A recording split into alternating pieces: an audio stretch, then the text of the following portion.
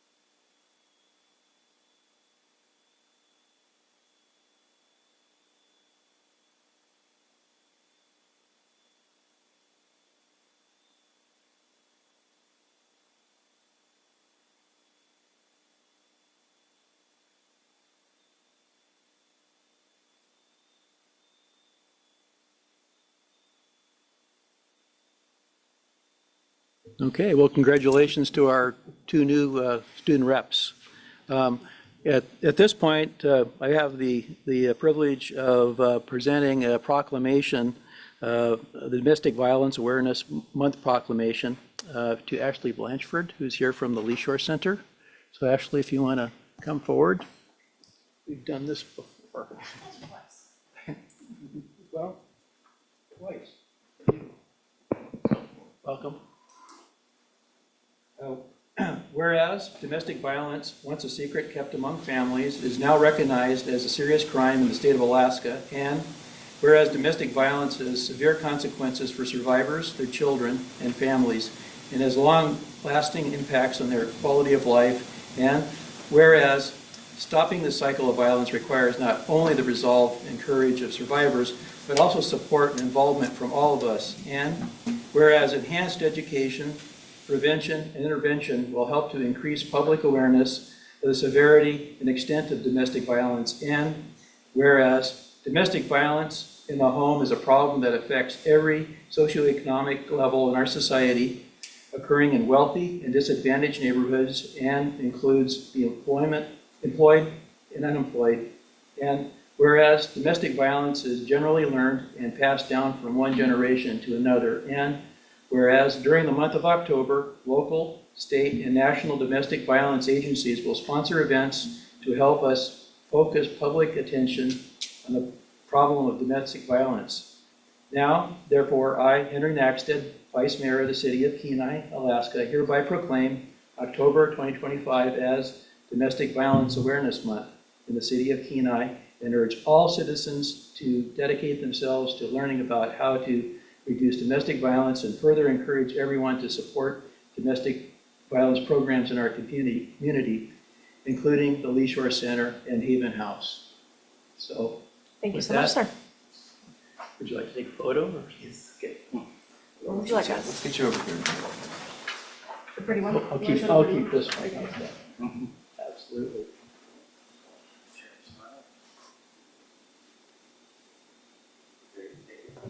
Thank you for all you do. Absolutely. Thank you guys so much for supporting our work. We couldn't do it without you.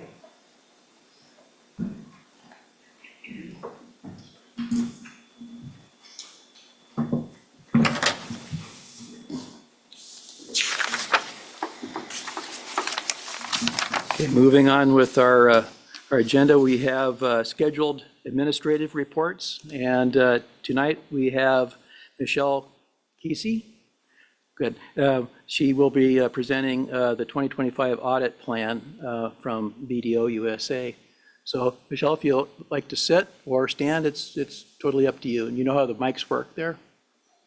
Thank you.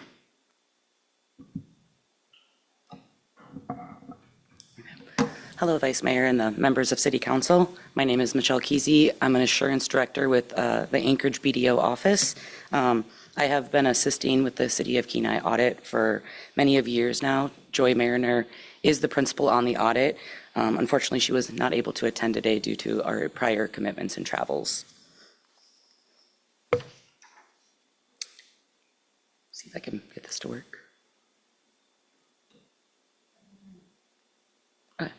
There you go. Here we have provided you with our contact information, so feel free if you would like to contact us, after today's meeting. We provided that information here for you guys. This report basically provides an overview of the overall objectives for our audit, the nature, scope, and timing for the planned audit work. And as always, it's a pleasure to be of service to the city, and we are committed to executing a quality audit, and we'll be kind of just discussing the overall audit plan with you today. Here we've just provided you with an executive summary that kind of details out some highlights that we will be going over today in the specific pages for your reference in the future. To start out, I just kind of want to go over our anticipated timeline and plan for the audit this year. We started planning for the audit in July. We've kind of been performing interim procedures, which is kind of doing internal control walkthroughs, reviewing the information IT systems, as it relates to accounting and financial information, looking at preliminary federal and state schedules to determine your major programs this year, things like that during August and September. Our plan is to be on site the week of November 17th to start final field work, which will continue into December a little bit, and our plan is to issue this year in January.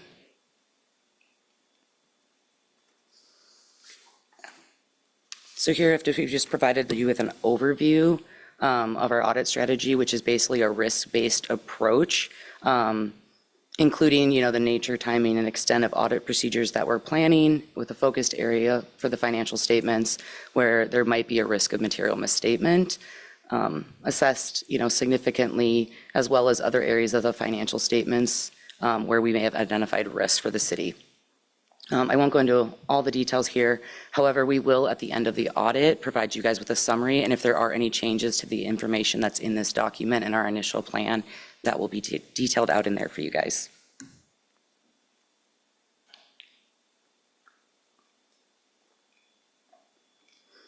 I will not read this entire slide to you guys.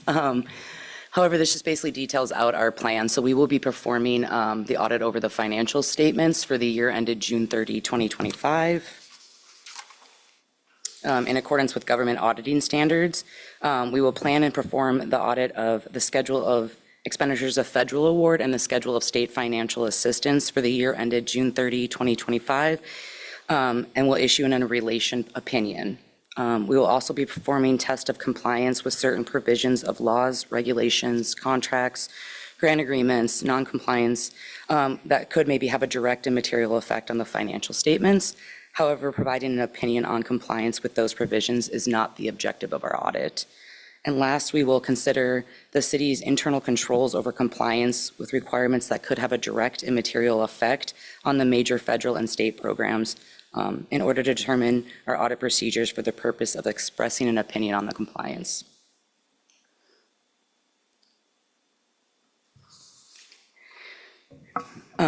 Here we just kind of detailed out kind of some of the how we kind of determine and plan for an audit and some of the things we consider.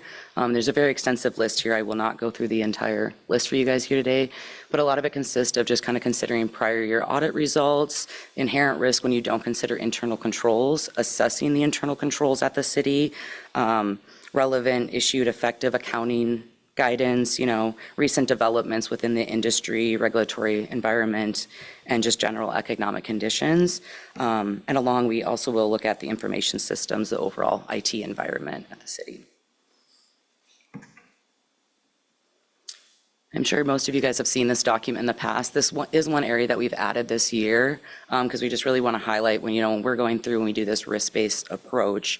There are areas that maybe we consider more of a significant risk versus a normal risk. And with a significant risk, it's really just a risk that both has a higher likelihood of occurrence or a higher magnitude of an effect. So when something is maybe considered a significant risk versus a normal risk, it basically means that we're going to do a little bit more audit work and get a higher level of assurance over those areas. So the first area here that I just want to touch base with you guys is revenue recognition. Specifically for the city, we've identified grants in this area. This is a presumed risk that is assessed for every audit that we conduct. Because with the risk of revenue, there's always the risk to overstate that to maybe improve the bottom line or inflate maybe fund balance. So this is one area we do spend and get higher insurance over versus maybe other areas of the audit. The second area is management override of controls. This is a risk that's presumed across all audits also. This is just where if management is trying to circumvent controls or override something to make numbers look better or something. So we always detail out this with every audit. The third area here is just IT super user access rights and segregation of duties. When individuals have a super user access within the accounting system and the IT environment, it can create risk related to segregation of duties, so maybe there isn't proper levels of control or things like that there. So this is just an area when you have a smaller accounting office, there is always usually this risk that we see across lots of governments. And I am going to pause since this is a new slide. Are there any questions here? Or so far, I should say. Okay. We did also add this year just to let everybody be aware of that we do plan to use personnel that's not maybe employed directly by BDO USA. So in this case, which They're considered outside of the core engagement team. However, they are under the direct supervision of the engagement team and the partner. And so we just have provided a little detail here. BDO Rise Private Limited is actually a subsidiary of BDO. So we basically will direct them on the tasks that we'd like them to do to just help make the audit more efficient and have some more resources to get it done effectively.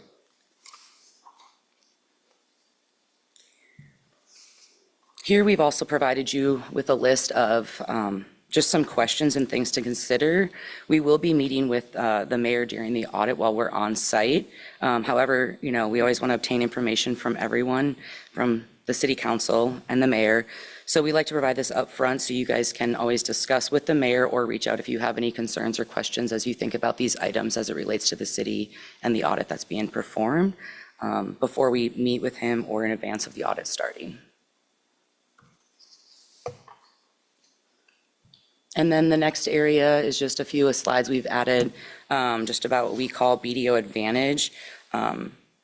We're constantly evaluating and improving our methodology, technology, and applications to evolve our audit approach. So within the next couple slides, we've just provided at least 4 different examples of things that we've added that have helped streamline or make things more efficient and better over the years. And these are just 4 of the examples that we have. And I will not go over them in a lot of details, but we have various dashboards. We also use the thing called the global portal that kind of can detail out all the tasks, and they can upload and provide things to us, and constant communication between the auditor and your staff and team. And then we also have various automation tools and the DocuSign. And the last area I want to go over with you guys is the government auditing standards update. There are 2 government auditing standards or statements this year that are going to become effective, and that is GASB 101 and 102 that are listed here. 101 relates to compensated absences, and 102 relates to certain risk disclosures. And then we've also provided you GASB 103 and 104 that are listed here, which are going to be effective for next year. And that is all I'm going to go over today. So do you guys have any other questions? I don't know if you provided this document in advance. If not, they can distribute it so you guys can see everything. Okay, council, do you have any questions of Ms. Kesey? I have a question.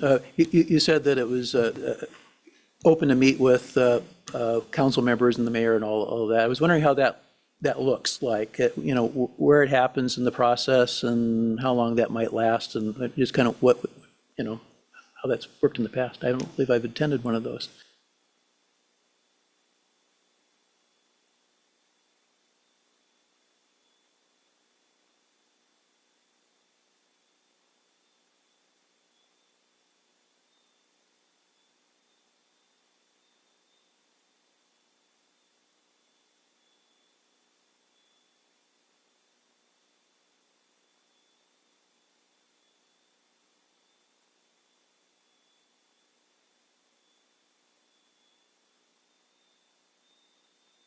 Thank you for that clarification. Okay, Councilmember Cassena.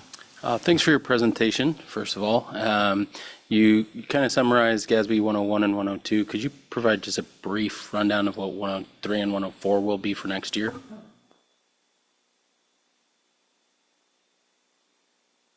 Thank you.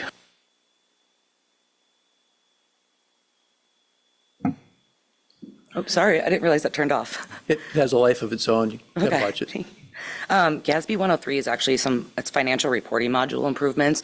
So there's different things that they're having basically be done to make reporting and the way things are maybe being grouped and consolidated on the statements to be more consistent maybe across governmental entities.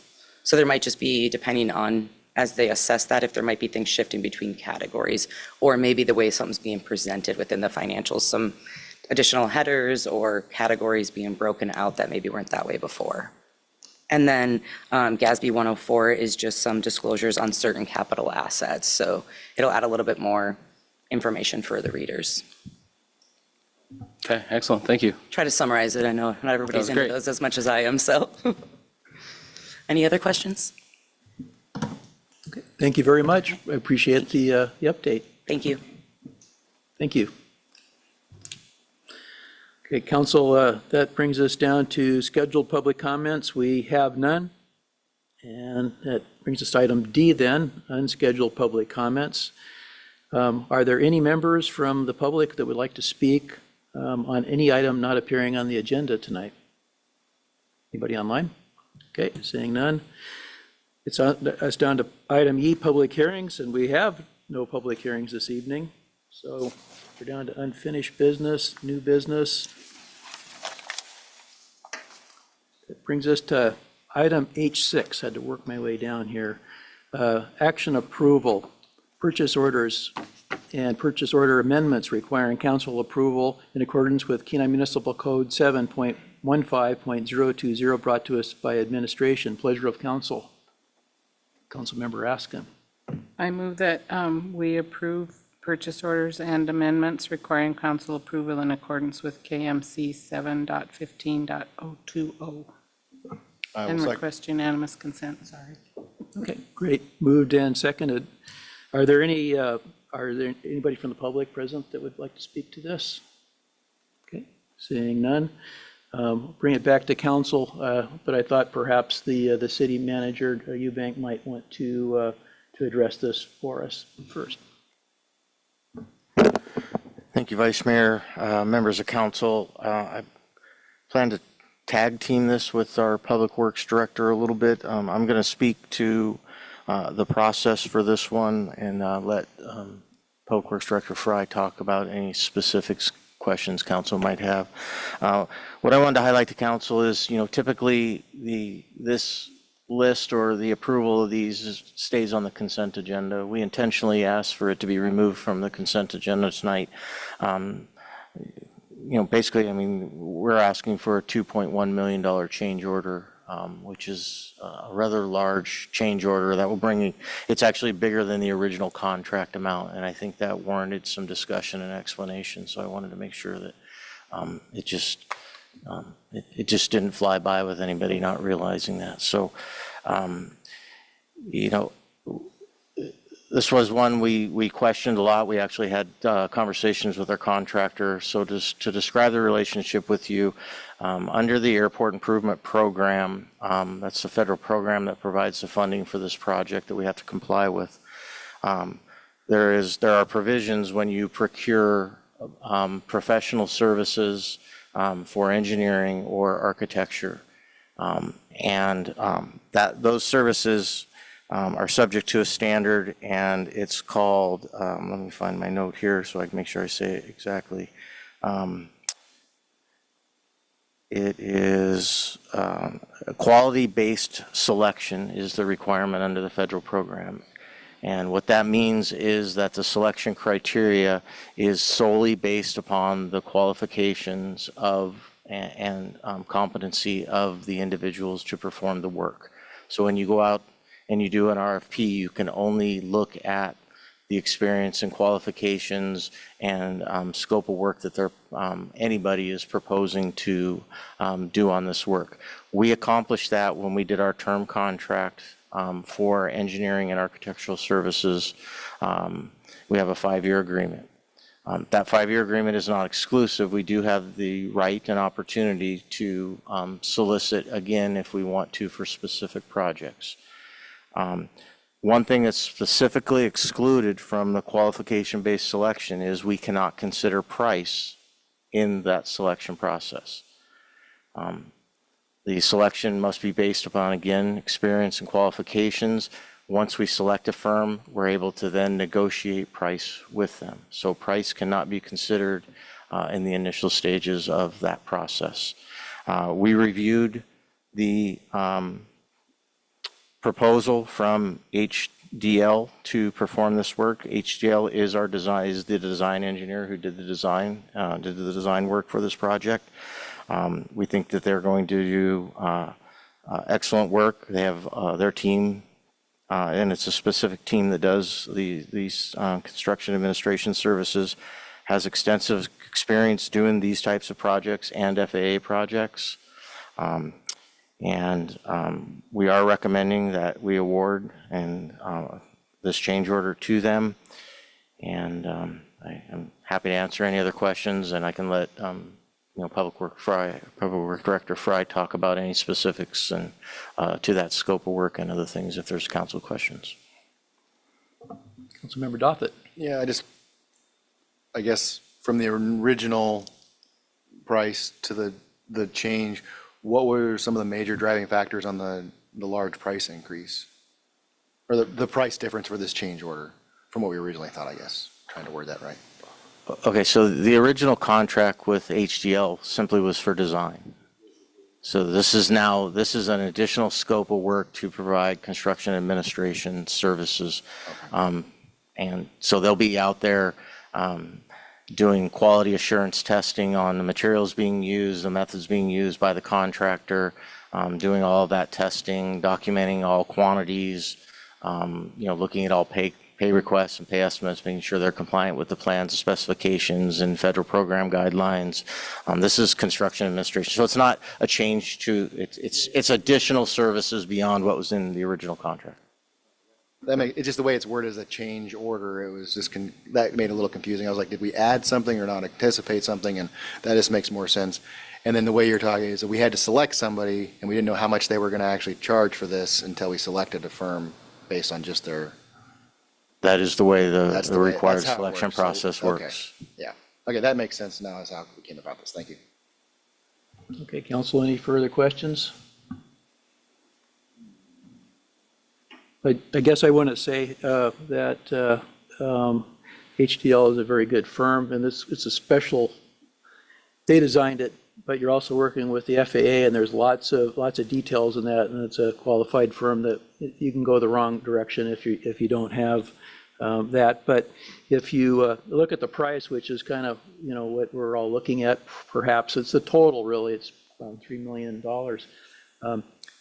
For engineering and administration, the typical is between 12 and 15% of the construction cost. So it's a lot of money, but the project's a lot of money. I think it's around $21 million. So it falls within that realm. So that's how I evaluated it myself. Any further discussion? Okay, unanimous consent was requested. Are there any objections? If not, the item H6, amending the purchase order is approved.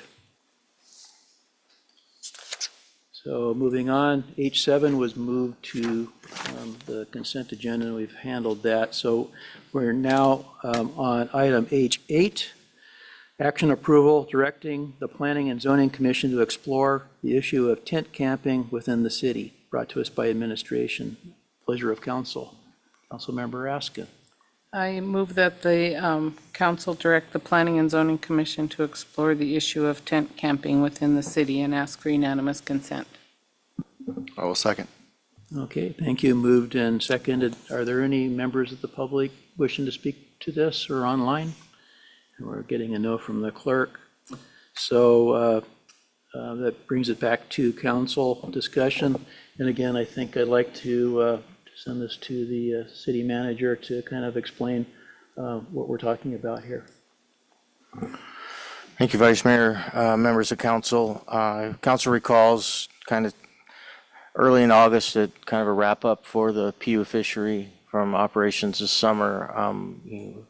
We did experience something that was new, definitely new to me. I don't believe we've had these types of concerns expressed before, but what we had was citizens complain regarding tent camping that was going on in some of our residential subdivisions. And this isn't, just a single tent in somebody's front yard, but this was, a entire residential lot that had multiple tents on it. When we got the complaint, we started to review code, and what we determined was there's very little in code regarding tent camping. Probably the most significant requirement for it is that they have to provide adequate sanitation facilities. On this particular lot, folks, they did provide porta potties, so they did have sanitary facilities. So at that point, I don't know that there was a whole lot we could do at that point in time. But it was a concern, and we're concerned that that might not be perceived as a compatible use in a residential zone to have, just tent camping lots. So our recommendation, staff then, our planning director, Mr. Bootner, went through, he provided you this summary that's in the packet here that looked at all of the regulations and different code sections within KMC regarding not only tent camping, but other types of camping. And you can see that recreational vehicles, RVs, campers, and things have been addressed more significantly than tents. Tents being virtually absent. We thought it would be in best interest to refer the matter to planning and zoning, allow planning and zoning to hold public hearing, discuss this with the public, get more public input on whether they believe it's a compatible use or not a compatible use, and then potentially make recommendations back to council for potential code amendments to address the issue if they feel that that is warranted. If there's specific planning type questions, I'd defer to our planning director, but that's kind of the impetus for this action before you tonight. Any further discussion or questions of the city manager, Councilmember Dothett? I appreciate them taking this into fruition and starting to do it early, so hopefully we can get a change before next season to try to hopefully nip some of these issues that are coming up in the bud there. I would encourage, though, I know that this specifically says tent camping, but since we've opened that can up, so to speak, and with other regulations as far as RVs and that they would hopefully also look over those and see if there's any antiquated possibilities that we should be looking at and updating or modifying anything to do with RVs and have that as an issue, as a talking point also, since it's all kind of sort of part of that same codes and that they're in there, and why they look over it and they get public opinions, and they can also have opinions about any possibilities with living in RVs or camping in RVs for lengths of time and those kind of things, why we've got that whole code and act going on. City manager? Yeah, thank you, Councilmember Dothett. What I would encourage is a potential amendment to the motion that was made that provides that clear direction to planning and zoning, because the one that was made does specifically reference tent camping. So if you'd like to expand that, I would recommend that you propose an amendment, and then council can vote on that and provide clear direction to P&Z. Would you care to take a brief at ease? Yeah, I think that'd be best, just so I can get it worded, just something to, doesn't have to be crazy, I'm just thinking something that specifically also says while they're there, just to review the RV regulations. Absolutely. So let's take, 10 minutes? 6:45?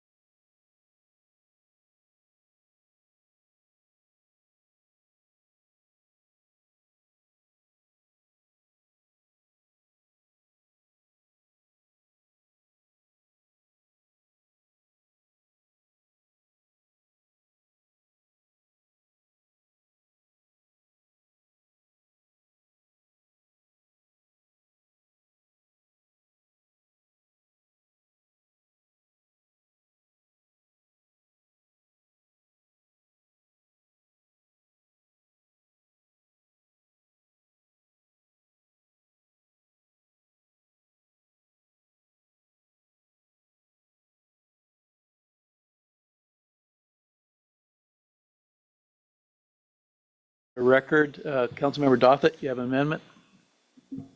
Yes, under H8, action item and approval, I'd like to make an amendment to the directing the Planning and Zoning Commission to explore the issue of tent camping within the city, to change that to directing the Planning and Zoning Commission to explore the issue of tent camping and recreational vehicles within the city. Do we have a second? Second. Do I hear anything about a unanimous consent? Request unanimous consent. Okay. Are there any objections to unanimous consent? Okay, seeing none, so we have the action approval is amended. And is there any further discussion on that as amended? And Clerk, does the previous request for unanimous consent still hold? Okay. Yes. It does. So if there's no objections to unanimous consent, we will be sending this item to Planning and Zoning. Thank you. So now we are to commission reports. The first one is Council on Aging, which I have, and I have no report other than their next scheduled meeting is October 9th. So that brings us to Airport Commission, Councilmember Daniel. Thank you, Vice Mayor. No report as well, and same as the Vice Mayor's, their next meeting is on October 9th. Okay, thank you. Harbor Commission, Councilmember Casena. Thank you. No meeting since we last met. Their last meeting on September 8th was canceled, and their next regularly scheduled meeting is still scheduled for November 10th at 6 p.m. in council chambers. Okay, and you have double duty, so you did Parks and Rec as well, Councilmember Casena. I have a longer report for that. Yes, the Parks and Rec Commission had a work session on September 8th. Key highlights there was Director Best reviewed the current FY25 CIP items, previewed the FY26 items, and explained the Commission's role in reviewing FY27 through 30 CIP items. There was some discussions around maintaining the status quo until a master plan was complete, and some discussion around avoiding major changes because of that pending report. Commissioners also discussed sponsorships for drop curtains at the Kenai Rec Center, prioritizing the multipurpose facility upgrades for summer ice use, upgrading lighting at Dobbinspec Park Lake for winter skating, and raised some concerns about homeless populations in that park and other park areas. Commissioners also discussed adding signage at the beach to limit vehicle access near pedestrian pathways, reporting overgrowth and gravel loss on Ryan's Creek Trail, as well as suggesting broader outreach via online event boards like Facebook, Instagram, and other platforms. And then finally, there was a commissioner who proposed QR codes at trailheads for reporting issues, and then also stressed the importance of recognizing the community input for the master planning process despite the limited initial response. One other suggestion that was offered during the work session was promoting the parks@kenai.city email for reporting hazards and sharing that more widely, and alternative reporting methods, including QR codes and or text-to-report options on signage. And then there was just a general recognition and praise for the park staff and their responsiveness to issues and cleanliness. Okay, thank you for the report. Planning and Zoning, Councilmember Sonar. So P and Z did not have their second meeting last month. The first one was already reported on. Their next meeting is next Wednesday, October the 8th. Okay, thank you for that. Beautification Commission, Councilmember Askin. No report, next meeting, October 14. Okay, thank you for the reports. That brings us to report of the mayor. Mayor Gabriel didn't provide me anything to pass on to you. However, just a few things that I wanted to note and make comments on. I wanted to welcome Student Rep Boeing to our council, and we look forward to at least a year with you. So Then I also wanted to have a shout out for the Kenai Chamber of Commerce. They received the 2025 Local Chamber of the Year Award, which is, a pretty big deal, and it was our chamber here that got that. So shout out to the director and the whole staff down there for all of their work and everything that they do. Another thing that's coming up that I intend to attend is the Glen Fair is having an LNG meeting in Nikiski on October 8th from 5:30 to 7:30 at the Nikiski Community Center out there. And there's enough rumbling and things going on where we probably ought to be taking that seriously. And I intend to go out there and see what they have to say. So it'll be hopefully 2 hours well spent. Another thing I'd like to announce is the Kenai Peninsula Historic Society is having a meeting on October 4th, coming up to Saturday at 9 in the morning. It was scheduled on a federal building, but they're closed. So it has been moved to Cook Inlet Aquaculture Association, and everybody's welcome to come. You don't have to be a member. They might encourage you to become one, but you don't have to. And the other thing I wanted to point out that's coming up also with Parks and Rec is October 11th is the pumpkin drop. And not the pumpkin drop, the pumpkin, that's another thing. Yeah. I wrote pumpkin drop, but I'm not going to fly it and do that, but it's the pumpkin fair anyway. So that's always a lot of fun here on the Green Strip. So that's what I have. So that brings us down to administrative reports. City Manager Eubank.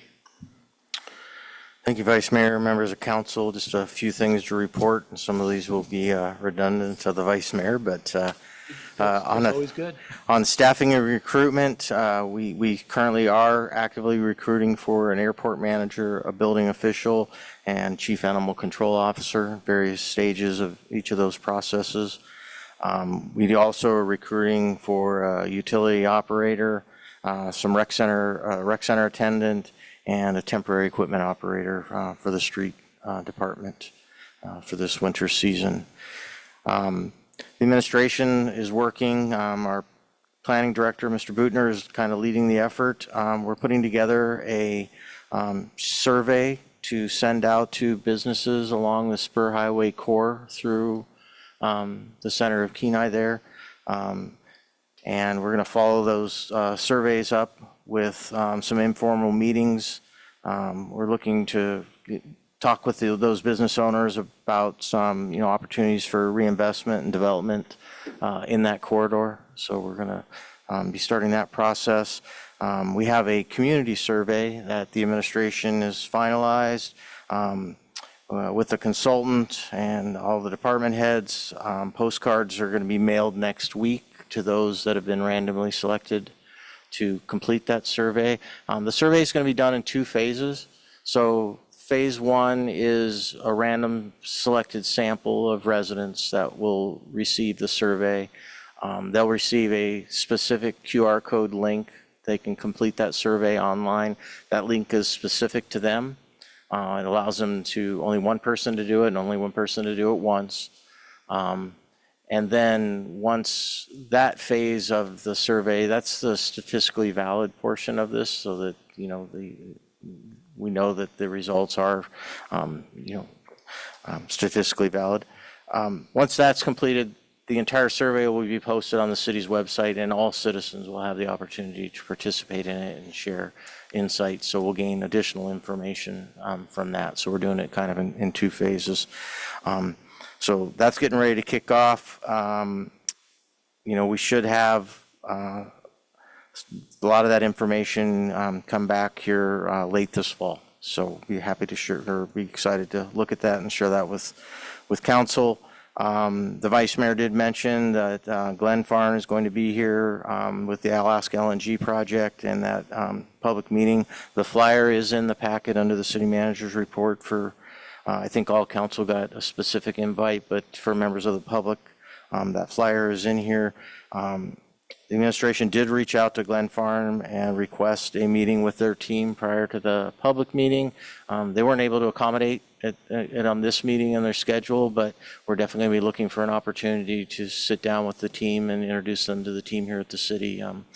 It's certainly, potential for a massive and transformative project here locally, and we'd like to start that relationship with that team as soon as we can. So hopefully we'll be able to hook up sooner rather than later. The airport is on October 10th is going to be having their triennial exercise. That'll be airport staff, fire department staff, police department, or a lot of the city's mutual aid partners for emergency services. It's a full-scale emergency response exercise.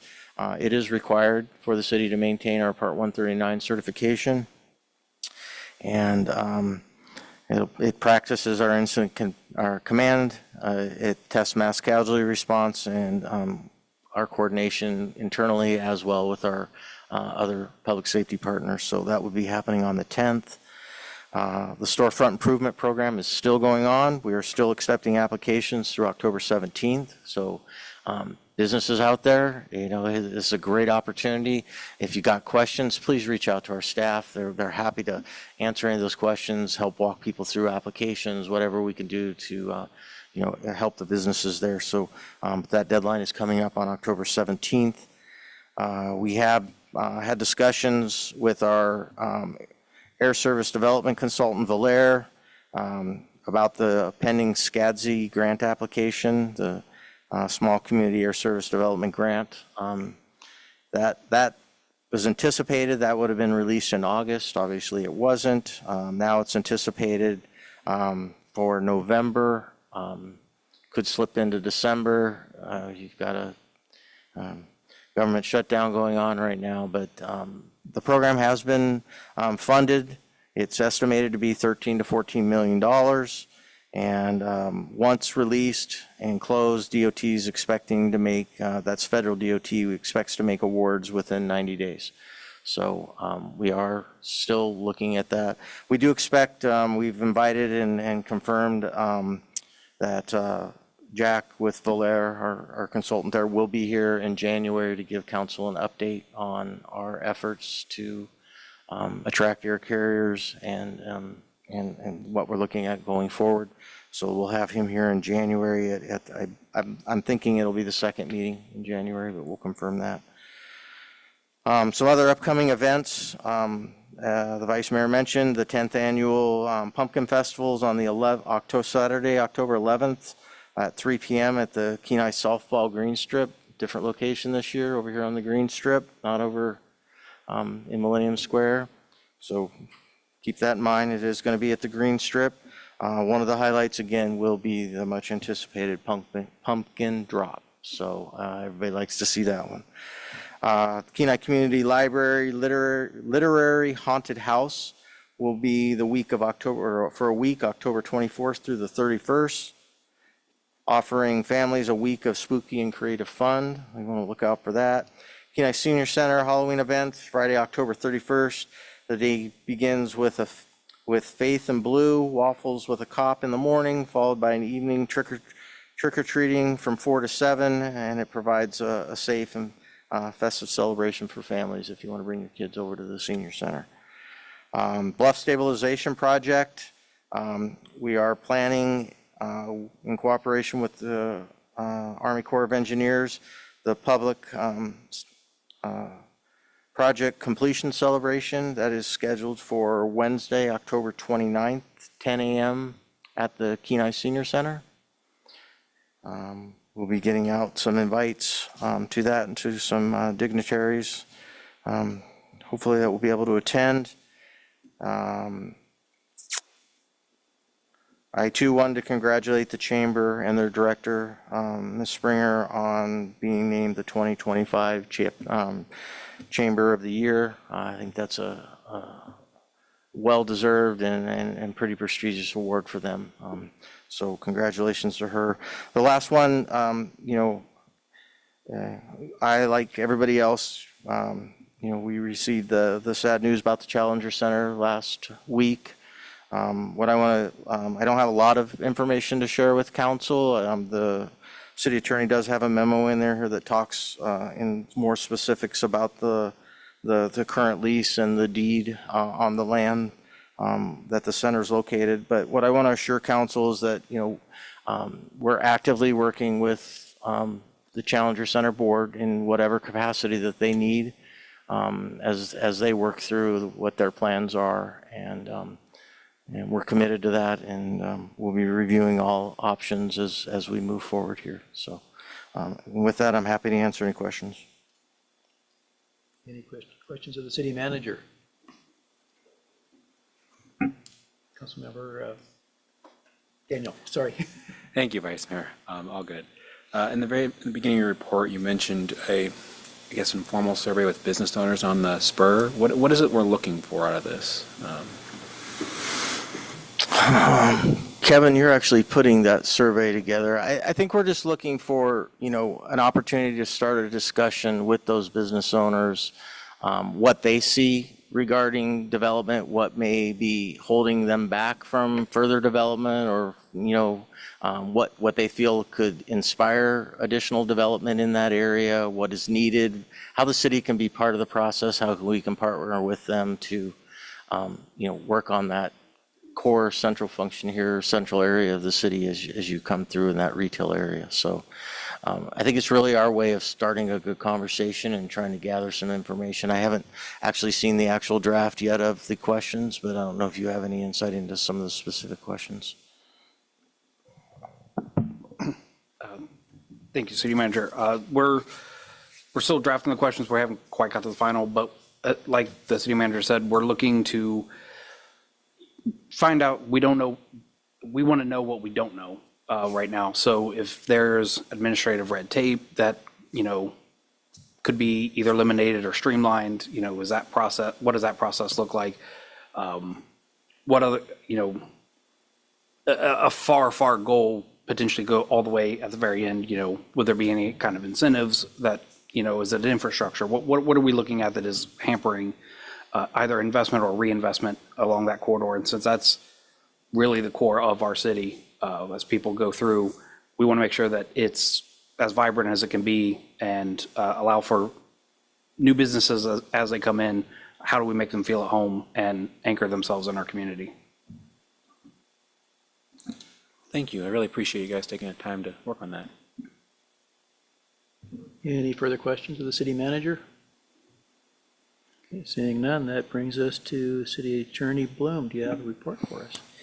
Thank you, Vice Mayor Nexted. I don't really have anything to report. I did provide a written report, just sort of a background of the Challenger Center, how it came to be, who owns the property, what's going to happen to the property after the lease terminates in the near future. But you've got that in front of you, so I don't need to repeat it.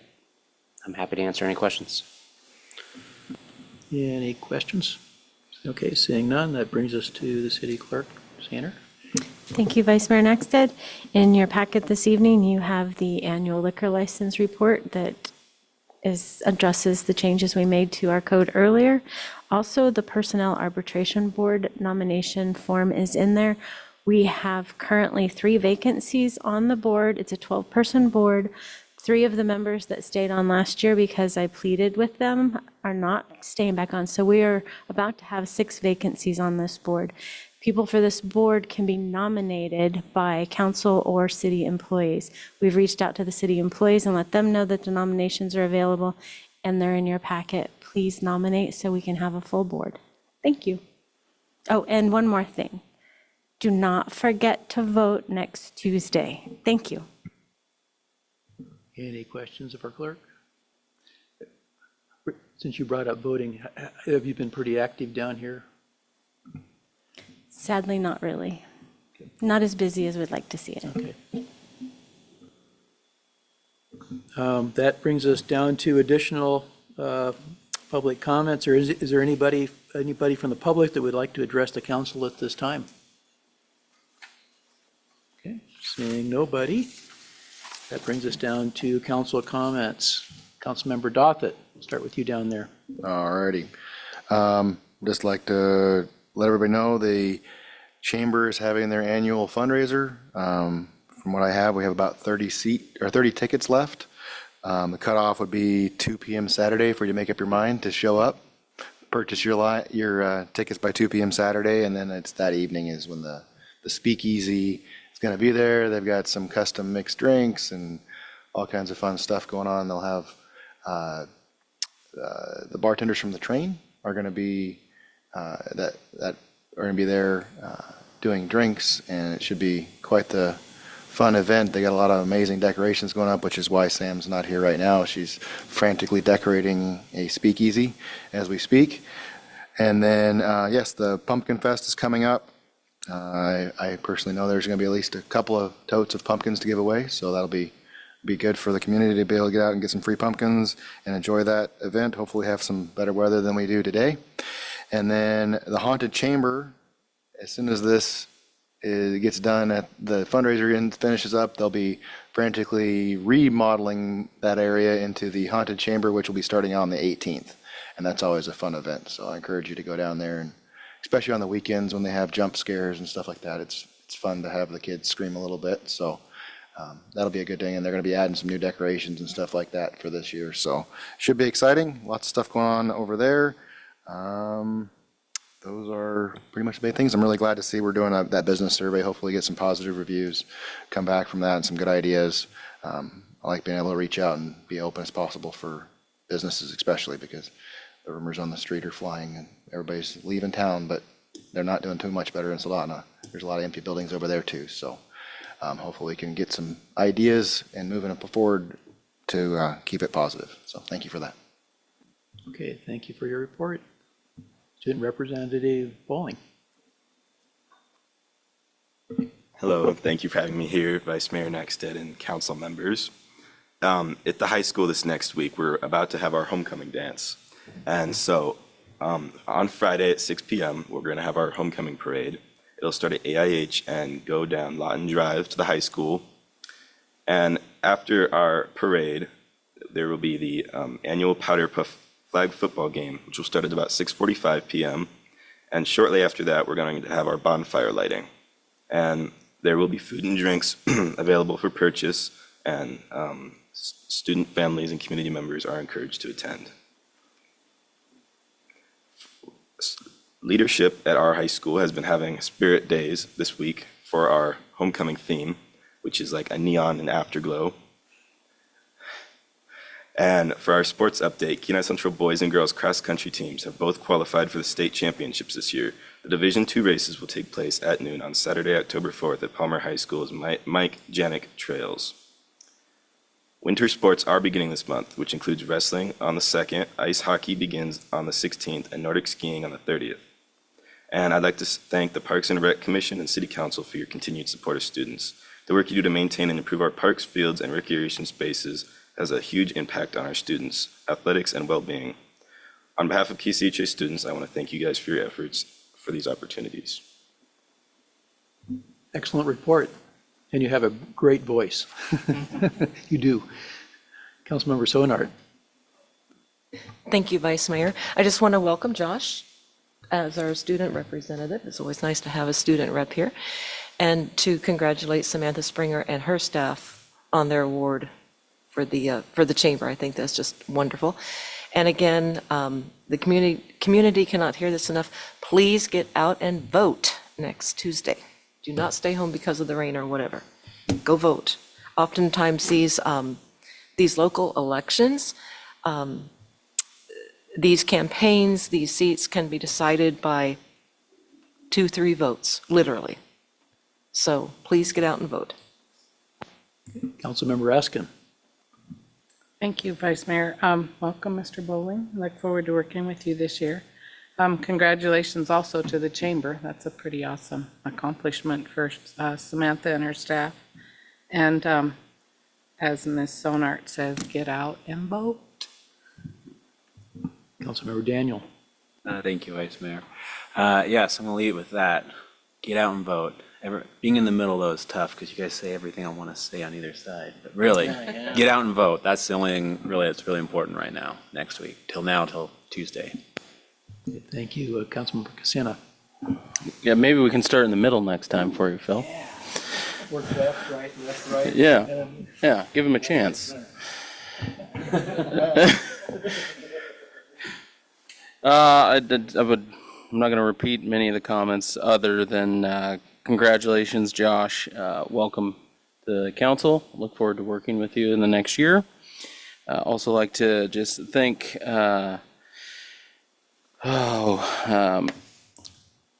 Sheeling Tanner for his work on city council for the prior year and his new role as student rep to Parks and Rec. So congratulations to both of you. I wish I had taken as much interest in local politics in high school as both of you have. So thanks for doing it.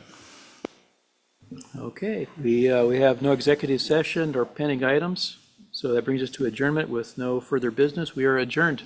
Thank you.